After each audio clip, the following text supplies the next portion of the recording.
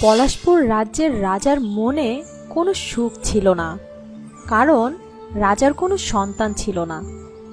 রাজা ছিলেন অনেক ভালো মানুষ, রাজ্যের প্রজাদের তিনি অনেক ভালোবাসতেন। কিন্তু রাজ্যের রাজাকে প্রজারা ভালো চোখে দেখত না, শুধুমাত্র রাজার কোনো সন্তান ছিল না বলে। একে একে 6 রানীকে বিবাহ করলাম শুধুমাত্র একটা সন্তানের আশায়, কিন্তু আমার সে আশা তো আর পূরণ হলো না। কার হাতে আমি এই রাজ্যভার তুলে দেব, আর কেই বা আমার এই বংশের হাল ধরবে? মহারাজ, আপনি শান্ত হন। বিধাতা একদিন দেখবেন আপনার সব কষ্ট দূর করে দেবে। আমি অনেক দিন রাজ্য ভ্রমণে বের হই না, আগামীকাল আমি রাজ্য ভ্রমণে যেতে চাই। কিন্তু মহারাজ, রাজ্যের মানুষ তো আপনাকে পছন্দ করে না। যদি তারা আপনাকে সামনে পেয়ে অপমান করে? আমি ছদ্মবেশে যেতে চাই, তুমি ব্যবস্থা করো। ঠিক আছে মহারাজ। পরদিন সকালবেলা রাজা আর মন্ত্রী ছদ্মবেশ নিয়ে রাজ্যে বের হলেন।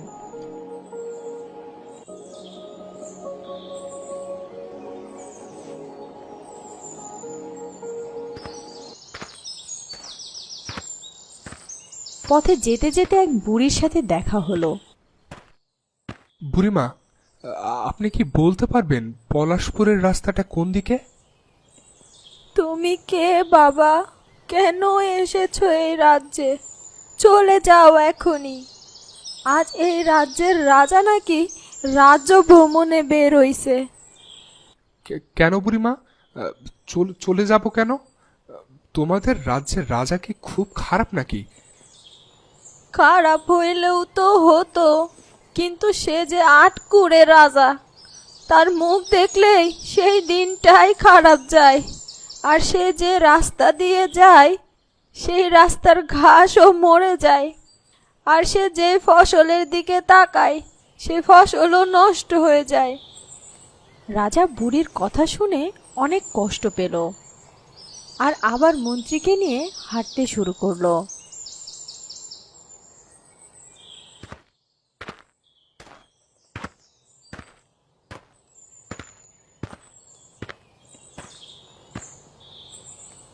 আবার রাস্তায় একটা লোকের সাথে দেখা হয়, আর রাজা তাকে ডেকে বলে, ও ভাই, একটু শুনবে?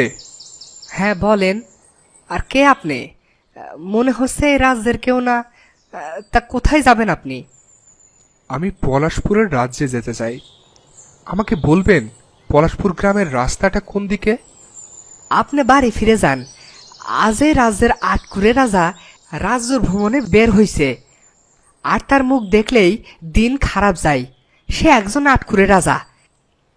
রাজা লোকটির কথা শুনে খুব কষ্ট পেল এবং রাজ্য ভ্রমণ না করেই প্রাসাদে চলে গেল।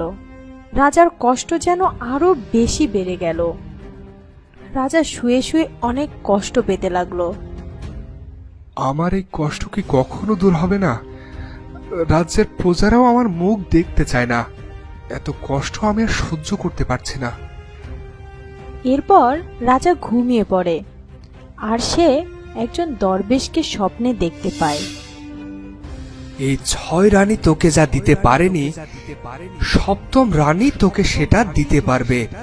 তুই সপ্তম বিয়ে কর, দেখবি তুই সন্তানের বাবা হতে পারবি। রাজার ঘুম ভেঙে যায়। পরদিন সে রাজসভায় যে ঘোষণা দেয় সপ্তম বিবাহ করবে। আর এই শুনে সব রানীরা অনেক বেশি রেগে যায়, আর তারা ভেবে নেয় যে ছোট রানীকে তারা এই রাজপ্রাসাদে থাকতে দেবে না। রাজার রাজ্যের সব লোক রাজার জন্য সপ্তম রানী খুঁজতে থাকে। রাজা বিয়ে করে, সপ্তম রানীকে প্রাসাদেও নিয়ে আসে। ছোট রানী, তোমাকে আমি অনেক আশা করে বিয়ে করেছি, শুধুমাত্র একটা সন্তানের আশায়। তুমি আমার এই স্বপ্নটা পূরণ করো। মহারাজ, সবকিছু বিধাতার ইচ্ছা, আপনি তার উপর ভরসা রাখুন, তিনি আপনার সব আশা পূরণ করবে। কিছুদিন এভাবে কেটে গেল। একদিন রাতে রাজা তার ছোট রানীকে নিয়ে চাঁদ দেখছিলেন। হঠাৎ করেই সেখানে রাজা তার স্বপ্নে দেখা সেই দরবেশকে দেখতে পায়। আপনি এসেছেন? এতদিন কেন আসেননি? আমি যে আর পারছি না। বলুন, বলুন কবে আমার সন্তানের মুখ আমি দেখতে পাবো? বলুন আমাকে। তুই এত পেরেশান হোস না, বিধাতা তোর পরীক্ষা নিচ্ছিলেন, আর তোকে অপেক্ষা করতে হবে না। এই নে, এই আপেলটা রাখ, আর তুই তোর ছোট রানীকে সূর্য ওঠার আগে এটা খাওয়াবি। আর শোন, তুই ছাড়া আর কেউ যেন সেটা না জানতে পারে। খুব সাবধানে এই কাজ তোকে করতে হবে। এই বলে দরবেশ উধাও হয়ে যায়। রাজা পরদিন সকালে কাউকে না জানিয়ে সূর্য ওঠার ঠিক আগে রানীকে ওই আপেলটা খাইয়ে দেয়।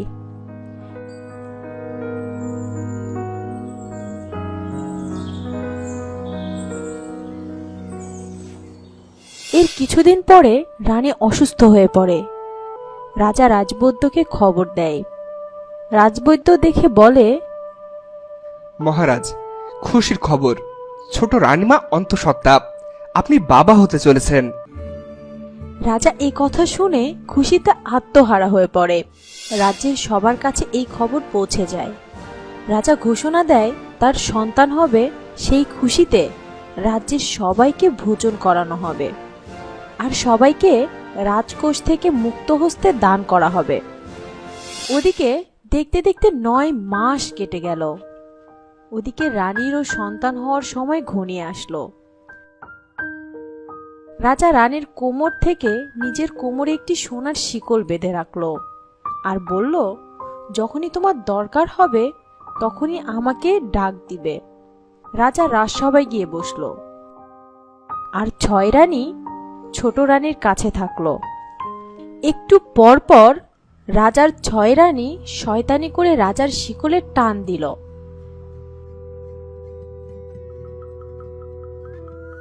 রাজা তার ছোট রানীর রুমে গেল, কিন্তু রাজা যে দেখে রানীর তখনও কোনো সন্তান হয়নি। রাজা ফিরে এলো, আবার 6 রানী রাজার শেকলে টান দিল।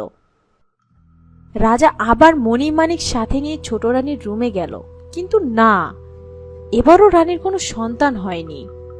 ছেলে হওয়ার আগে যদি আমার এই শেকলে টান পড়ে, তাহলে 6 রানীকেই কেটে ফেলবো, এই বলে দিলাম। এই বলে রাজা রুম থেকে বেরিয়ে গেলেন। ছোট রানীর পরপর 7টি ছেলে হলো, কিন্তু বড় রানীরা রাজাকে ডাকলো না। তোরা সবাই শোন, রাজাকে এই সন্তানের কথা বলা যাবে না, তাহলে আমরা এই রাজ্যের ভাগ পাবো না। চল, আমরা এই বাচ্চাগুলোকে মাটিতে পুঁতে ফেলি। তাহলে মহারাজকে কি বলবো? এক কাজ কর, 7টা কুকুরের বাচ্চা জোগাড় করে নিয়ে আয়। 6 রানী মিলে রানীর 7 ছেলেকে মাটির পাতিলে ভরে বাগানে মাটির নিচে পুঁতে রাখতে গেল। সেই সময় একটা দাসী ছোট রানীর কাছে গেল, কিন্তু ছোট রানী এবার একটি মেয়ে বাচ্চার জন্ম দিল। আর ওই দাসী ওই কন্যা সন্তানকে 6 রানীর হাত থেকে বাঁচানোর জন্য বাচ্চাটিকে নিয়ে পালিয়ে যায়। ওদিকে 6 রানী ওই 7 ছেলেকে মাটিতে পুঁতে আবার ছোট রানীর রুমে ফিরে আসে, আর রাজার শিকলে টান দেয়। কই কই আমার ছেলে কই? আমি তার মুখখানা দেখে একটু শান্তি পাবো। মহারাজ, মাফ করবেন, ছোট রানীর কোনো ছেলে হয়নি। এই দেখুন, 7টি কুকুরের বাচ্চা হয়েছে। রাজা রেগে মেগে আগুন হয়ে গেল, আর সে ছোট রানীকে বনবাসে পাঠানোর আদেশ দিল। আর ওদিকে বাগানে সেই দরবেশও হাজির হলেন, আর মাটিতে পুঁতে রাখা সেই 7টি ছেলেকে 7টি চম্পা ফুল বানিয়ে গাছে ঝুলিয়ে রাখলেন। কি নিষ্ঠুর এই 6 রানী! তবে ওদের একদিন উচিত শিক্ষা হবে, ওরা ওদের পাপের শাস্তি পাবে। তোরা তোরা চিন্তা করিস না, যেদিন ওই 6 রানী তাদের পাপের শাস্তি পাবে, সেদিনই তোরা সবাই মুক্তি পাবি। ওদিকে রাজা আরো বেশি ভেঙে পড়ল, আর 6 রানী খুব খুশি হলো। এবার ঠিকই হয়েছে, ছোট রানীর উচিত শিক্ষা হয়েছে। চাষির মেয়ে হয়ে রানী হওয়ার খুব শখ ছিল ওর। ওদিকে রাজার মেয়ে নিয়ে দাসী পলাশপুর রাজ্য ছেড়ে বিজয়গড় রাজ্যে চলে যায়। আজ থেকে তুই আমার মেয়ে, আর তোকে আমি পারুল বলে ডাকবো। ওই নিষ্ঠুর রানীগুলোর ছায়া আমি তোর উপরে আর পড়তে দিব না।